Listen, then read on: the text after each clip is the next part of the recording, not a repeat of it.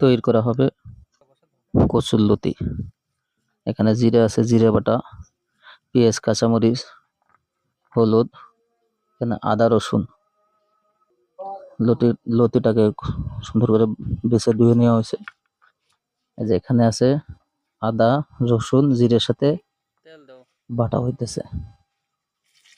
দেওয়া হলো তেল, তেল দিয়ে দেওয়া হচ্ছে কাঁচা পাকা মরিচ এবং কাঁচামরিচ, পেঁয়াজ কুচি।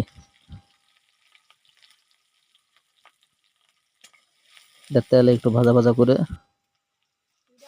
একটু ভাজা ভাজা হয়ে আসলে দেওয়া হইলো জিরা এবং ওর সাথে আদা রসুন ছিল বাটা।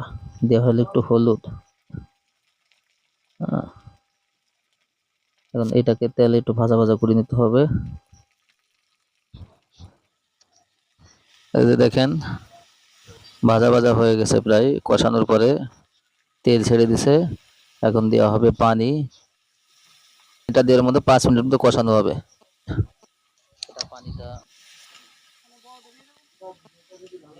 পানিটা দিয়ে কষানো হয়ে গেলে দেওয়া হবে লতিটা। এই পেঁয়াজ রসুন প্রায় 5-6 মিনিটের মতো কষানো হয়েছে। লতিটা দেওয়া হইলো, লতিটা দিয়ে একটু নাড়াচাড়া দেওয়া হবে মোটামুটি 4-5 মিনিট। এটার ভিতরে শুটকি মাছ দিলে অনেক ভালো হইতো, কিন্তু শুটকি মাছ একজনের খাওয়া নিষেধ, এই শুটকি মাছটা দিলাম না।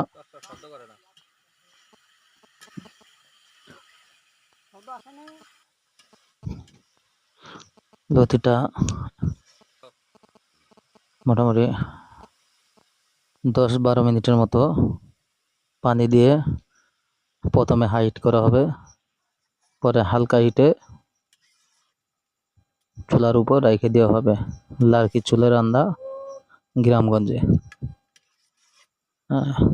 এই লতিটা ছোট মাছ দিয়েও রান্না করা যায়, শুটকি দিয়েও রান্না করা যায়, কিন্তু আমরা কিছু দেই নেই।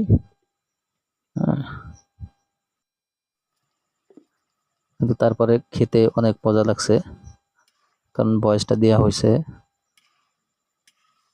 এইগুলো রান্না করে খাওয়ার পরেই। দেখেন পানিটা দেওয়ার পরে মোটামুটি শুকাই আসছে। এখন ঢাকনা দেওয়া হবে, ঢাকনা দিয়ে মোটামুটি আরো 7-8 মিনিট রেখে দেওয়া হবে। এই যে হয়ে গেছে, দেখেন দর্শক কত সুন্দর লোভনীয় খাবার। দর্শক এইভাবে বাড়িতে তৈরি করে খাবেন, দেখবেন অনেক সুন্দর হবে। দর্শক যদি ভালো লাগে লাইক, সাবস্ক্রাইবার এবং কমেন্ট করবেন, যাতে নতুন ভিডিও দিতে উৎসাহিত হই। আসসালামু আলাইকুম।